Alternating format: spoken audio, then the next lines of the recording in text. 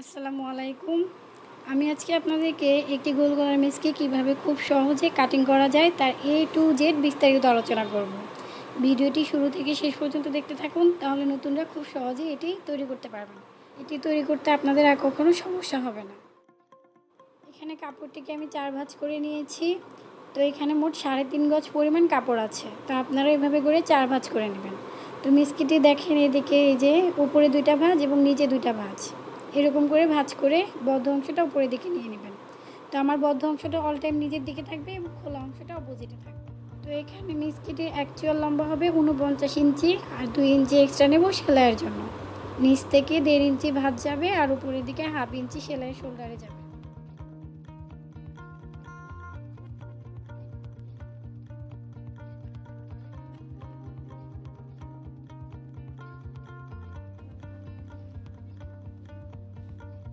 এখানে 49 ইঞ্চি লম্বা নিচ্ছি মিসকিটের অ্যাকচুয়াল লম্বা, আর 2 ইঞ্চি এক্সট্রা নিচ্ছি সেলাই করার জন্য। শেপ কাটের মাধ্যমে আমি সোজা একটি দাগ দিয়ে নিচ্ছি। তো এখানে আমি উপরের দিকে একটু 1/2 ইঞ্চি পরিমাণ উঠিয়ে দিচ্ছি। তো আপনারাও চেষ্টা করবেন এখানে 1/2 ইঞ্চি পরিমাণ উঠিয়ে দিতে, যার জন্য নিচের দিকে রাউন্ড ঘেরটা সুন্দর আসবে। তো এখানে কাপড়ের চওড়া আছে 16 ইঞ্চি। তো আমাদের যতটুকু কাপড় আছে পুরোটাকে রেখে দিতে হবে, পাশ থেকে কোনো কাপড় কাটিং করা যাবে না। তো উপরে খোলা অংশের পাশ থেকে এখন আমি হাতার জন্য কাপড় কাটিং করে নেব। তো এখানে 4 ইঞ্চিতে দাগ দিয়ে নিচ্ছি।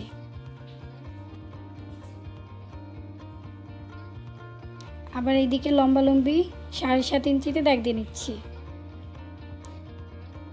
তো এখানে খেয়াল রাখবেন আমাদের এখানে আমরা যত অংশতে দাগ দিচ্ছি, হাতা যখন কাটিং করব মানে এখানে যদি 7.5 ইঞ্চি নেই তাহলে হাতা কাটিং করার সময় 9.5 ইঞ্চি নেব।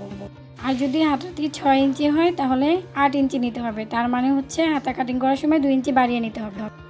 এই নিয়মে হাতা কাটিং করলে জামা বা মেস্কির ক্ষেত্রে আর কখনো কোনো সমস্যা হবে না। খুব সহজেই হাতা এবং জামার কাপড়টি মিলে যাবে। এখন এই হাতার অংশের দাগগুলোকে মিলিয়ে একটি বক্স তৈরি করে নিচ্ছি।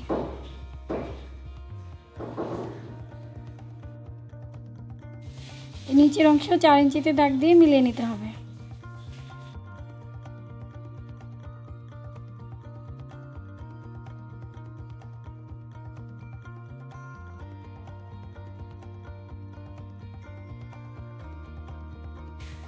এখানে 1 ইঞ্চি পরিমাণ দাগ দিয়ে রাউন্ড শেপ দিয়ে নিতে হবে। শোল্ডারের জন্য এখানে আমি 2 ইঞ্চি নিয়ে নিচ্ছি এবং এখান থেকে লম্বালম্বি নিচ্ছি 7 ইঞ্চি পরিমাণ। দাগ দুটোকে মিলিয়ে নিচ্ছি।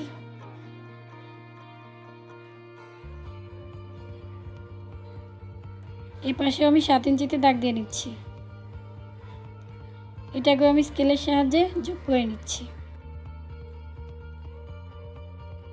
এখানে এই কোণা বরাবর 1.5 ইঞ্চি পরিমাণ দাগ দিয়ে নিচ্ছি এবং এটাকে রাউন্ড শেপ দিয়ে নিচ্ছি। এখন দাগ অনুযায়ী কাটিং করে নিচ্ছি।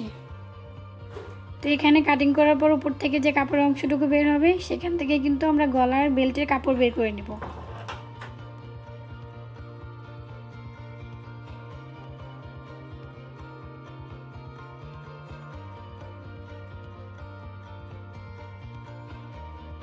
এখান থেকে আমরা মেস্কির সামনের এবং পেছনের অংশ আলাদা করে নিচ্ছি।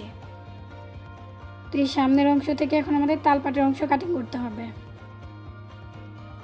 তো তালপাট কাটিং করার জন্য এখানে আমি 1/2 ইঞ্চি পরিমাণ কাপড় ডাউন করে নিচ্ছি। তো এখানে মিসকিটির সামনের অংশ থেকে তালপাটের অংশটি কাটিং করা হয়ে গেল। তো তালপাটের অংশটি কাটিং করার সময় খেয়াল রাখতে হবে যে দুটি হাতে যেন সামনের অংশ হয়। এখানে মিসকির উপরে থেকে যে এক্সট্রা অংশটুকু বের হয়েছিল সেখান থেকে আমি গলার বেল্টের জন্য কাপড় কেটে নিচ্ছি। তো এখানে গলার লম্বা হচ্ছে 4.5 ইঞ্চি, বেল্টটির চওড়া হবে 2 ইঞ্চি পরিমাণ।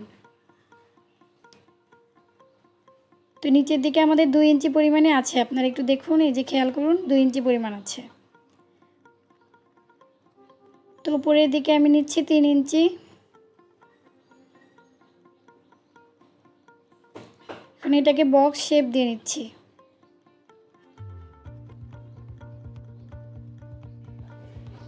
দেন এটাকে রাউন্ড করে নিচ্ছি।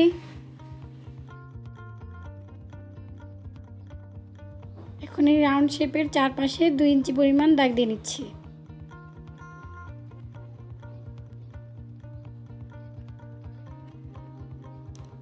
এখন এক্সট্রা কাপড়টি কাটিং করে ফেলে দিচ্ছি।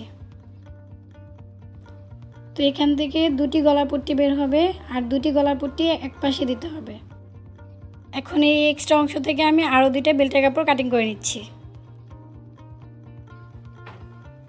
এখানে দেখুন এই যে 2টি বেল্টের কাপড়, এটা হলো সামনের জন্য, তো পেছনের জন্য 2টি বেল্টের কাপড় নিতে হবে। তো এখানে হচ্ছে খোলা পাশ, তো খোলা পাশের জন্য আমাদের এখানে 1/2 ইঞ্চি পরিমাণ এক্সট্রা কাপড় কাটিং করতে হবে। তো এই 1/2 ইঞ্চি পরিমাণ সেলাইয়ের ভিতর চলে যাবে, দেন দুই পাশের গলায় একদম মিলে যাবে। তো মেস্কের ক্ষেত্রে কিন্তু সামনের এবং পেছনের গলা একই রকম সমান হয়। তো আপনারা যদি সামনের গলাটি বড় দিতে চান তাহলে সামনের 2টা বেল্টের কাপড়ের রাউন্ডটা একটু বড় করে নেবেন এবং পেছনেরটা একটু ছোট করে নেবেন।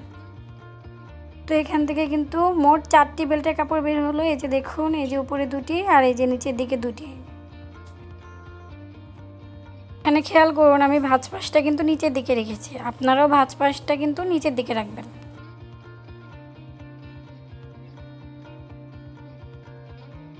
তো এখানে নিচে কাপড় থেকে আমি হাতা কাপড় কাটিং করে নেব। তো এখানে মোট 4 ভাঁজ কাপড় আছে। এই যে দেখুন, এই যে এখানে 4 ভাঁজ। তো এখান থেকে আমাদের একসাথে 2টি হাতা বের হবে। এদিকে আমার দিকে আছে বদ্ধ পার্ট এবং আমার অপোজিটে আছে মুক্ত অংশ। তো মেস্কি কাটিংয়ের সময় আমি আরমোলের পরিমাণ নিয়েছিলাম 7.5 ইঞ্চি। তো এখানে 2 ইঞ্চি বাড়িয়ে আমাদেরকে আরমোল নিতে হবে 9.5 ইঞ্চি। তো হাতাটির লম্বা নিয়ে নিচ্ছি 11 ইঞ্চি, 1 ইঞ্চি এক্সট্রা সেলাইয়ের জন্য। স্কেলের সাহায্যে এগুলোকে যোগ করে নিচ্ছি। মুহুরি 11 ইঞ্চি, 11 ইঞ্চির অর্ধেক 5.5 ইঞ্চিতে দাগ দিয়ে নিচ্ছি 1 ইঞ্চি এক্সট্রা সেলাইয়ের জন্য। লম্বি 3.5 ইঞ্চিতে দাগ দিচ্ছি, স্কেলের সাহায্যে যোগ করে নিচ্ছি। শেপ কাটের সাহায্যে নিচের অংশটাও মিলিয়ে নিচ্ছি। এখন দাগ বরাবর কাটিং করে নিচ্ছি। সেলাইয়ের সুবিধার জন্য উপরে দিকে একটু মার্ক করে নিচ্ছি।